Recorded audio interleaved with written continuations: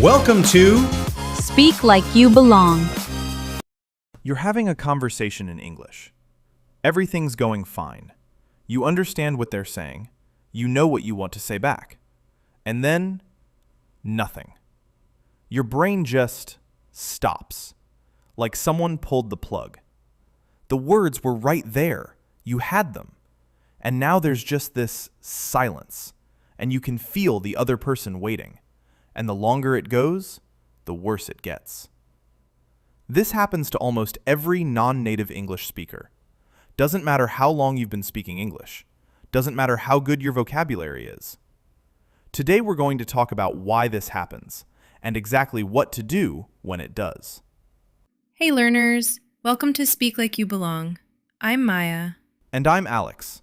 This is Speak Like You Belong, for people who already speak English but are still figuring out how to feel comfortable in it. And today's episode, genuinely practical. Let's go. Why your brain goes blank, the real reason. Okay, so first, why does this actually happen? Because most people think it means their English isn't good enough. Like, if they just knew more words, this wouldn't happen. That's not it. Here's what's actually going on. When you speak your first language, your brain is on autopilot. You're not thinking about the words, you're just talking. It's effortless. When you speak English, especially in a moment that feels important, your brain is doing a lot more work. It's searching for words, checking grammar, monitoring your accent, watching the other person's face for reactions. All at the same time. All at the same time. And at some point, that's just too much. The brain hits overload, and it shuts down. It's like having too many apps open on your phone. Everything slows down. Sometimes it just freezes. And the frustrating part is, the more stressed you feel about the blank, the worse it gets. Because now your brain is also dealing with the panic of, oh no, I'm blanking, on top of everything else. It's a terrible spiral. You go blank, you panic about going blank, which makes you go more blank. Exactly. So the first thing to understand is, this is not a language problem. It's a pressure problem. And pressure problems have pressure solutions. Which we're about to get into. Next, what to actually do in the moment. Okay, so your brain goes blank. You're in the middle of a conversation. What do you do right now, in that moment? First thing, and this sounds simple but it works, buy yourself time out loud. Don't go silent. Silence feels like a problem. But words, even just a few, keep the conversation alive while your brain catches up. So instead of freezing, you say something like, "That's a good question. Let me think about that for a second." Or, how do I put this? Or even just, you know what? That's interesting. None of those are the answer, but they buy you 5-10 seconds. And 5 seconds is enough for your brain to come back online. Native speakers do this all the time, by the way.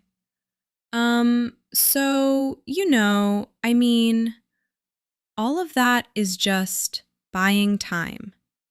It's completely normal. It just sounds smooth when they do it because they're relaxed. Right. When a native speaker says, it sounds natural. When we pause, it feels like the whole room is watching. But it's the same thing. Same function, different confidence level. So that's the first move. Buy time out loud. Second move, simplify what you're trying to say. Here's what happens when we blank. We're usually trying to say something complex, a long thought, a detailed explanation. And the brain can't find all the pieces at once. So instead of the full thought, just say the core of it. Instead of trying to explain everything perfectly, you say, basically, I think, and then just the main idea. One sentence. You don't need to say everything. You just need to say something that keeps the conversation going. The other person will usually meet you halfway. And here's something really worth remembering. Most people are not analyzing your English the way you think they are. They're focused on the conversation, on what you're saying, not how you're saying it. The critic judging every word you say? That's you, not them. How to make it happen less. Okay, so we've talked about what to do when it happens. Now, how do you make it happen less often? The honest answer is, you practice in low-pressure situations, so high-pressure situations feel smaller. What does that look like? So think about it this way. Right now, when does your brain go blank? Probably in moments that feel important, like a meeting, a presentation, talking to your boss, a party where you don't know anyone. Those are high-pressure moments, and your brain isn't ready for them because you haven't practiced enough in low-pressure moments first. Low-pressure practice looks like talking to yourself out loud in English, narrating what you're doing. Okay, I'm making coffee. I need to find the filters. Where did I put those?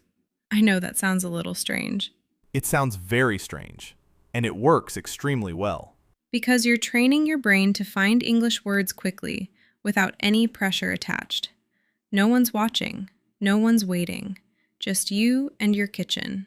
And then, when you're in a real conversation, your brain has already done that searching so many times that it's faster, more automatic.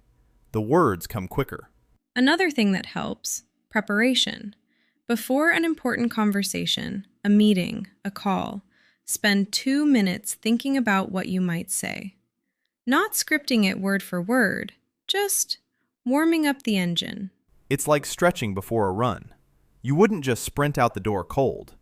2 minutes of prep means your brain is already in English mode before the pressure starts. And over time, with enough low-pressure practice, that blank happens less. And when it does happen, it's shorter, because you know what to do. You've got the moves now. Okay, so a quick word moment. 3 phrases from today that are genuinely useful. First, buy time. To say something that keeps the conversation going while you think. Let me think about that, is buying time. How do I put this, is buying time. Use it. It's not cheating, it's communication. Second, meet you halfway. Don't worry, I'll meet you halfway on this. It means both people make some effort. In conversation, it means the other person will help fill in the gaps if you're struggling. Most people will. Let them. Third, low pressure. A situation where the stakes feel small. No judgment, no consequences. Talking to yourself, talking to a friend, talking to your dog, all low pressure. Build your English there first. Going blank in a conversation doesn't mean your English is broken. It means you're doing something hard, navigating another language under pressure, and sometimes the brain needs a second. So next time it happens, don't freeze, don't panic. Say something small. Buy yourself time. Simplify what you were trying to say, and then keep going. Because the conversation isn't over. It's just waiting for you to come back. Here's your question for this week. Think about the last time your brain went blank in English. What was the situation? And what did you do?